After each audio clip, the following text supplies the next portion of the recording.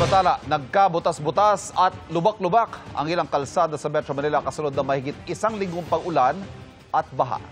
Perwisyong dulot niyan sa mga motorista. At mula sa Maynila nakatutok live, si Nico Wahe. Nico. Ivan, tuloy-tuloy ang ginagawang pagre-repair ng DPWH sa mga nasirang kalsada sa malaking bahagi ng Metro Manila dahil yan sa sunod-sunod na ilang araw na pag-ulan at baha.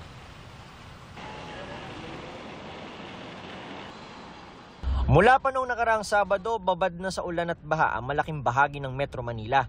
Dahilan para ang mga kalsada, lumambot at masira. Sa Quezon Boulevard, nagkalubak-lubak ang kalsada. Tila patsi-patsi ang hitsura sa dami ng butas. Naipon na rin ang mga tubig sa mga lubak. Ganon din sa bahaging ito ng Quiapo. Sa may EDSA Magallanes southbound, may mga lubak na rin ang kalsada. Kaya hirap ang maraming motorista na agad nagmemenor kapag nakikita ang butas sa kalsada. Ang rider na si Angel, hirap sa biyahe dahil sa mga lubak. Medyo dumulas ang kalsada kasi laging basa. Laging hindi natin maasahan. Kailangan talaga natin doble ingat pag dumadaan lalo na sa EDSA. Maraming bako-bakong daan.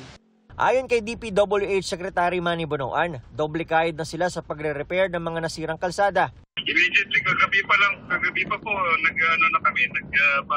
nagpapatsin na po kami, gumagamit lang po kami ng cold asphalt for the time being. Tuloy-tuloy naman po ito 24/7. Kanina naabot na namin nagre-repair ang mga taga-DPWH sa bahagi ng Buendia Flyover sa Rojas Boulevard.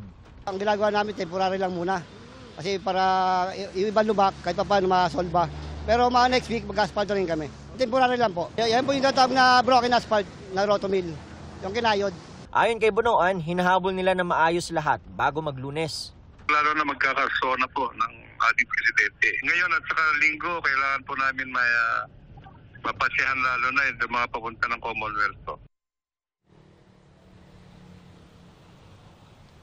Ivan, nandito kami sa may Ross Boulevard, malapit dito sa UN Avenue. Yan yung mga lubak dito. Kanina tinambakan yan, bandang 3:00 ng hapon. Pero ilang oras lang ang lumipas, ay balik na naman sa pagiging lubak itong kalsada rito sa may Rojas Boulevard. Pero sabi nga ng foreman nila kanina, babalikan bukas para lagyan ng permanenteng asfalto. Yan muna ang latest. Balik sa iyo, Ivan. Nako, mag-ingat po mga motorista, lalo yung mga motorsiklo at takaw disgrasya yan. Maraming salamat sa iyo, Nico Wahe.